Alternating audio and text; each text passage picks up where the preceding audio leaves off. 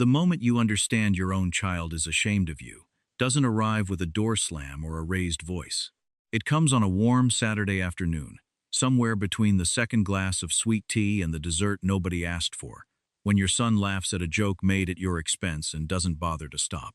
I spent 38 years as a licensed electrician in Tulsa, Oklahoma. My hands tell that story better than I ever could. The knuckles on my right hand never fully flattened out after a junction box fell on them in the winter of 1991. There's a burn scar on my left forearm, just below the elbow, from a wire that had no business being live. I'm 64 years old. I drive a 2017 Ram 1500 that I own outright, and I have never once in my life asked another man to pay my way. Welcome to Dad's Pure Revenge. If you've ever quietly carried someone you loved while they looked right past you, take a second to hit that subscribe button, drop a like on this video, and leave a comment telling me where you're listening from today. These stories find the people who need them, and every one of you helps make that happen. My wife Carol passed away from ovarian cancer 3 years ago, this coming February. 41 years of marriage. She used to say the two best things she ever did were plant the garden along the back fence and raise our son, Derek. She was right on both counts, though I'd add a third: she married a man who knew how to fix anything that broke, and nothing in our house ever stayed broken for long. When Carol got sick, Derek flew home from Dallas and stayed for 6 weeks. I saw something good in him during that time. He sat with her, read to her, held her hand through the hard nights. I thought, whatever else happens in this life, I raised a decent man. Carol died on a Tuesday morning in February, just after sunrise. Derek stood beside me at the funeral. His wife, Melissa, stood beside him. She was pleasant enough, in the way that certain people are pleasant when they're performing pleasantness rather than feeling it. Her parents, Richard and Diane Hargrove, sat in the second row. I'd met them once before at the wedding. Richard Hargrove was a commercial real estate broker out of Scottsdale, who wore a different watch every time I saw him. Diane organized charity galas and made sure everyone in a 3-mile radius knew about it. A few months after Carol's funeral, Derek and Melissa told me they'd found a house they loved. It was a 5-bedroom new build in a gated community called Ridgemont Estates, just north of Dallas. The HOA alone ran $420 a month. The mortgage payment, property taxes, and insurance combined came to just under $5,200 every single month. Derek was pulling in $72,000 a year, managing logistics for a mid-sized distribution company. Melissa worked part-time at a yoga studio and brought in maybe $14,000 on a good year. If you're running that math in your head right now, you already know it doesn't work. Derek had no idea it didn't work because I never let him see the gap. Here's the part I'm not proud of, the part I said I'd own out loud. Carol made me promise. Not in those exact words, but she said, "Don't let Derek struggle the way we did in the beginning." We'd spent our first 2 years of marriage living in a 1-bedroom apartment where the heat cut out twice, and we ate a lot of peanut butter. Sandwiches. She didn't want that for our son. So without making any kind of announcement, I called my financial planner, a steady woman named Ruth Caldwell, and asked her to set up a recurring monthly wire from my retirement account. $4,000 transferred on the first of every month into Derek and Melissa's joint checking account. The transfer was labeled simply as family support in my ledger. Derek knew I sent money sometimes. He did not know I was sending $4,000 every single month without missing once. He thought I helped out here and there. He had no idea I was the reason the lights stayed on. I did this for 2 years and 8 months. I want you to understand that number, 32 months. Just over $128,000 total, drawn from the retirement account I'd been building since I was 26 years old, $40 contribution at a time. I thought I was honoring Carol. I thought I was being a good father. What I was actually doing was building a house on sand and calling it a foundation. Richard Hargrove came into Derek's life the way weather comes into Oklahoma gradually, and then all at once. At first, it was just comments at family dinners about investment strategies and market positions. Then it was round of golf invitations and weekend trips to Scottsdale. Then one Thanksgiving, Derek started talking differently. Not his words exactly, but Richard's words coming out of Derek's mouth. Phrases like upward mobility and leverage your assets and blue-collar ceiling. That last one I heard directly from my son's lips at a birthday dinner for Melissa in the spring of last year. I let it go. I figured he was trying to impress his father-in-law, and I'd been young and stupid in front of people I wanted to impress before. I gave him room. The day everything changed was a Saturday in late August. Derek and Melissa were hosting a cookout at Ridgemont Estates. Richard and Diane were there, along with a small group of their friends, the kind of people who name-drop their financial advisors the way other people talk about their kids.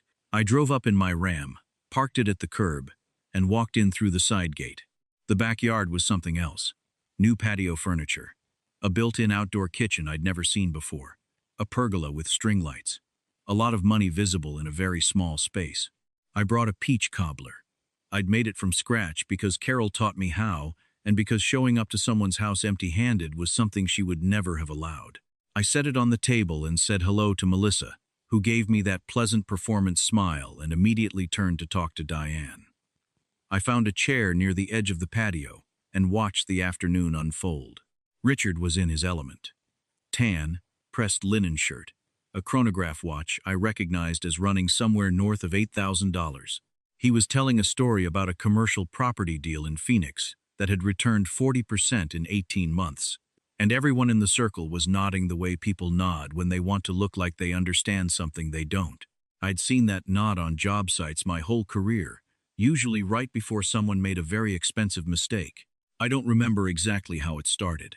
Someone in the group asked Richard what made a successful man in today's market. Richard said something about vision, risk tolerance, and the willingness to step outside the hourly wage mentality. Then he looked across the patio at me with a very particular kind of smile, patient. Almost kind. The way you smile at a child who says something that would be embarrassing if adults weren't charmed by innocence. No offense to the tradesmen of the world, Richard said, loud enough that the whole circle could hear. But there's a reason some men build other people's houses, and some men own them. I held my glass of sweet tea and looked at him and said nothing. Then Derek laughed. My son. Not a nervous laugh, not a polite laugh. He laughed the full, easy laugh of a man who genuinely found something funny, and he looked right at me while he did it. Dad's always been more comfortable with the tools than the spreadsheets, Derek said, still smiling. Richard sees the big picture. You know how it is, Dad. Not everybody's built for that level, Diane tittered. A couple of Richard's friends smiled. Melissa looked at her drink. I sat there in a lawn chair I hadn't been offered, holding a glass of sweet tea I'd poured myself, in the backyard of a house I was paying for, being gently laughed at by my son in front of strangers. And something inside me didn't shatter. It settled. The way concrete settles, slow, silent, and permanent. I set my glass down on the arm of the chair. I looked at Derek, and I said, in a voice quiet enough that only the people nearest me could hear it clearly, "You're right, son. I'll leave the big picture to the big picture men." I stood up, walked over to the table, picked up the dish I'd brought, and said to Melissa, "I'll leave the cobbler. Take care of yourselves." Then I walked back through the side gate, got in my Ram, and drove home. I called Ruth Caldwell the following Monday morning at 9 a.m. "Ruth," I said, "that recurring transfer to Derek's account, the $4,000 on the first of the month, I need you to cancel it, effective immediately." Ruth was quiet for just a second. "Walter," she said, "that's my name, Walter Briggs. Are you certain? If he's depending on that, the next cycle is 11 days out." "I'm certain," I said. "It's time for the big picture men to handle it." She processed the cancellation while I was on the line. The first 3 weeks were silence. Derek didn't call. I didn't call Derek. I went about my retirement the same way I'd gone about my whole working life, deliberately, without fanfare. I fixed the fence along the back of my property. I organized Carol's garden, which I'd let go a little. I made her peach cobbler again, this time just for myself, and I ate it on the back porch and listened to the evening settle over the yard. Then on a Thursday evening toward the end of September, my phone rang. It was Derek, and I knew from the first syllable that something was wrong. He didn't say hello the way he normally does. He said Dad in a way that had weight to it. "Dad, I need to ask you something." "Go ahead. Did you stop sending the monthly support?" I took a breath. I did. There was a pause on the line that I could have driven my Ram through. "Dad, we've got a problem." The mortgage came out, and the account was short. We got an overdraft notice, and then the bank flagged the payment as potentially late. There are penalty fees. Melissa is, he stopped himself. I need you to transfer the money, Dad. I'll pay you back. I said, Derek, how much do you believe I was sending you every month? He paused. I don't know. A couple thousand? Maybe more? I thought it varied. $4,000, I said. On the first of every month. For 2 years and 8 months. The silence that followed was a different kind of silence than before. It had texture to it. That's Dad, that's not possible. Our account. Your account was running a $4,000 monthly deficit between your income and your bills. I've been covering it since 6 months after you moved into Ridgemont. I set it up with Ruth and I told her not to discuss it unless I said otherwise. I heard him exhale. I heard the specific sound a grown man makes when the floor drops out from under a story he's been telling himself. I didn't know that, Derek said, and his voice had gone completely flat. I know you didn't, I said. That was my choice and I'll own it. But what I won't own, Derek, is what you said to me in your backyard in August. So I'm going to need you to sit down with your actual bank statements this week. Look at the real numbers and figure out what comes next. And I'd do that before the 1st of October if I were you. I said goodnight and I hung up. What happened next, I didn't learn all of immediately. It came in pieces over the following weeks, some from Derek himself and some from my sister Janet, who lives in Dallas and hears things. Derek called Richard first. Of course he did. Richard was the big picture man, the one with the Phoenix deal and the $8,000 watch and the vision.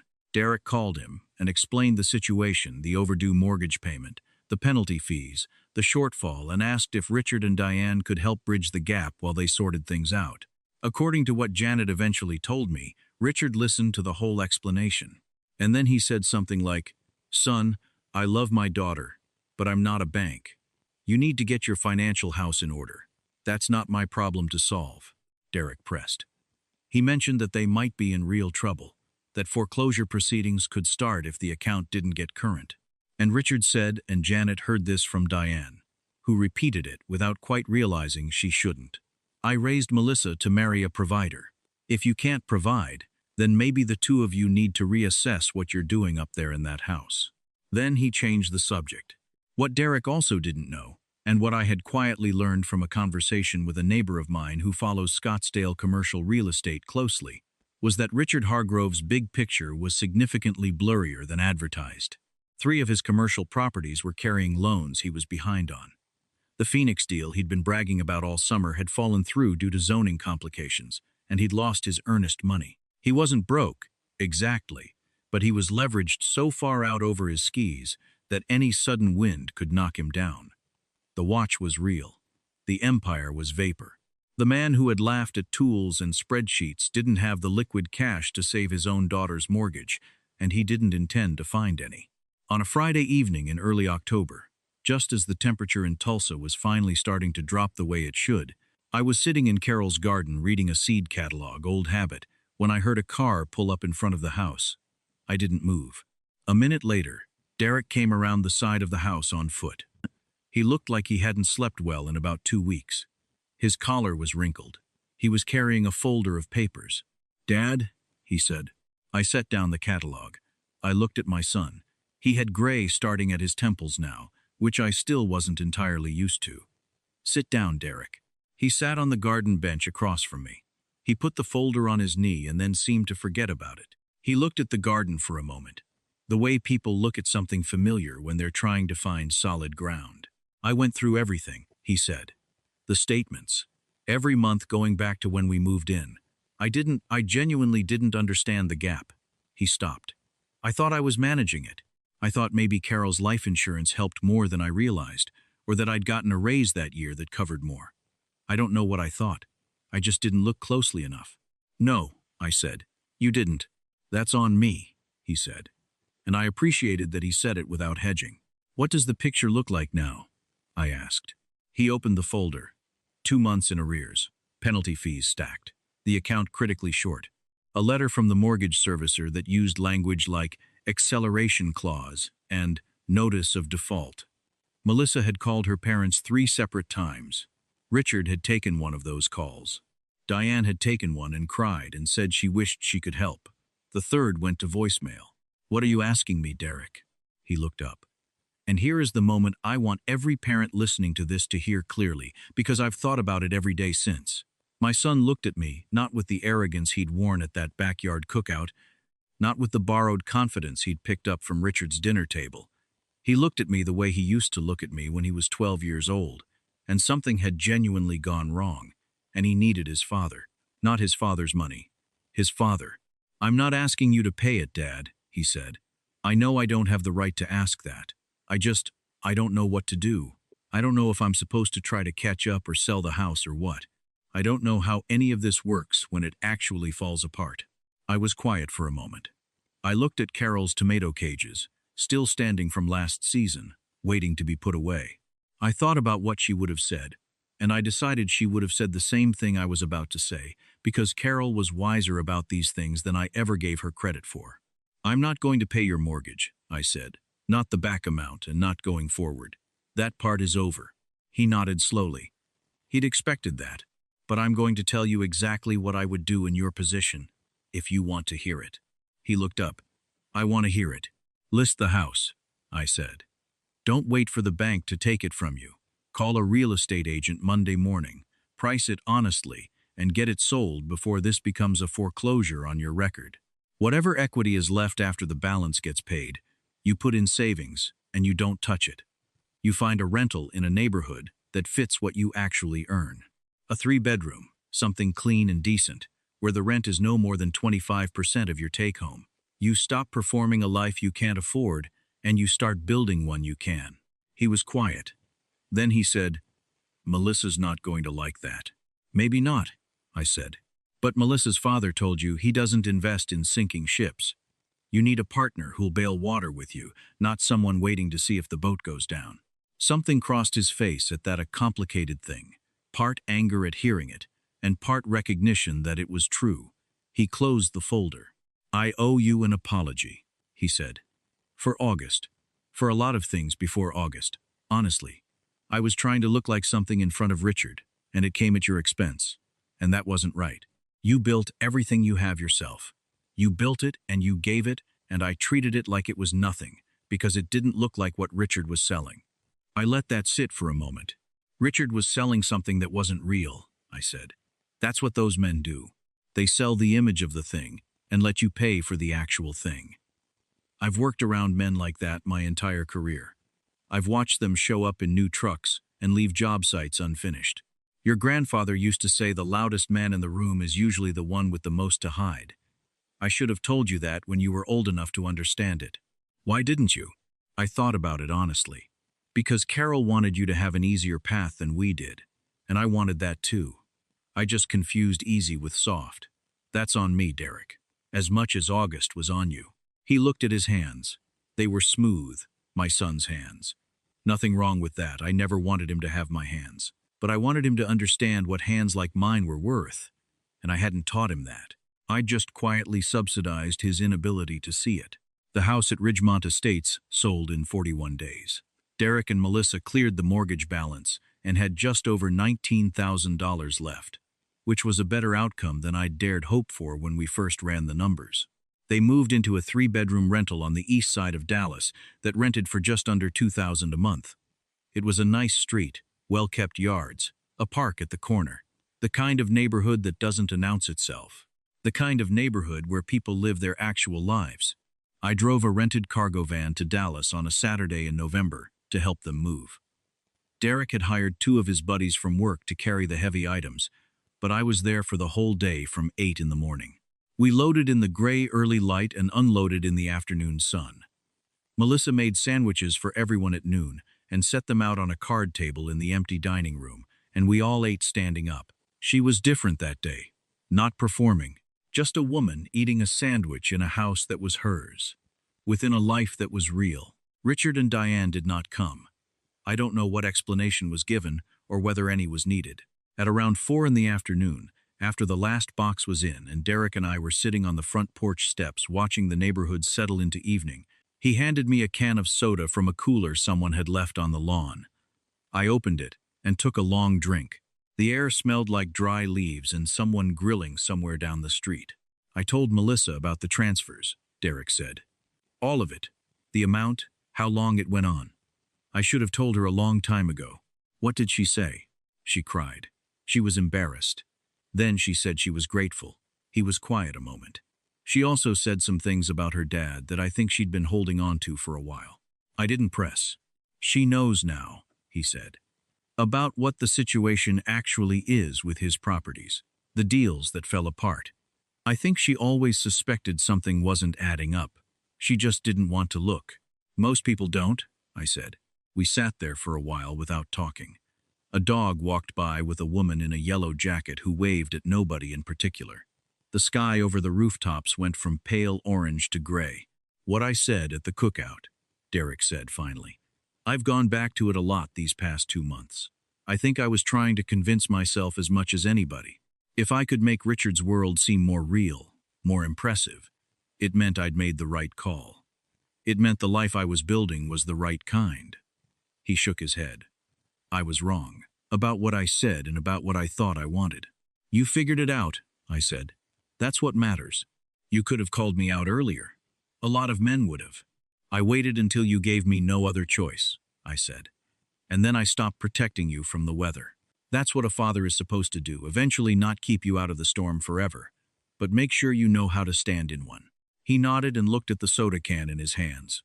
I want to be clear about something, because I've turned it over in my mind many times since, and I believe it matters. What I did was not revenge in the way that word usually sounds. I didn't enjoy those weeks of silence. I didn't feel satisfied watching Derek scramble. There is nothing about watching your child panic over a mortgage notice that feels like justice. What I felt was grief, mostly. Grief for the version of this I'd imagined. The one where the money I sent quietly became part of a foundation Derek built on, instead of just wallpaper covering the cracks. But there is a different kind of satisfaction that exists outside of cruelty, and I found it on those porch steps in Dallas. It's the satisfaction of watching someone you love stop pretending and start building. It's watching a man eat a sandwich in a house he can actually afford and not be ashamed of it. It's hearing your son say, out loud, that real work has value, that quiet lives aren't small lives. Richard Hargrove's commercial real estate company filed for restructuring 6 months after the cookout. I didn't find out until Janet mentioned it in passing. 3 failed developments, an overextended line of credit, and several unhappy investors. The Scottsdale house went on the market and sold. The watch collection I don't know about. I don't spend much time wondering. Derek calls me on Sunday mornings now. Not to ask for money, not to relay something Richard said about markets. He calls to talk. Last month he asked me how I first got into electrical work, whether it was hard to get my license, whether I thought a trade skill was something worth learning on the side. I talked for an hour and 20 minutes. It was the best conversation I'd had since Carol died. He's coming to Tulsa for Thanksgiving this year. Melissa too. They're arriving Wednesday night and leaving Sunday morning. I've already got the turkey brined. Carol's recipe, the one she wrote out on a recipe card in her careful handwriting, which I keep in the kitchen drawer next to the stove. I'm going to make her peach cobbler again, and this time, someone else will be here to eat it with me. If any part of this story lands somewhere familiar to you, if you've ever given more than you should have, or been looked past by someone you were quietly carrying, leave a comment below and tell me your story. I read every one of them. Don't forget to hit that subscribe button and give this video a like if it was worth your time. Take care of yourselves. And remember this, a man who builds something slowly with his own hands has built something real. And real things stand long after the loud men have gone quiet.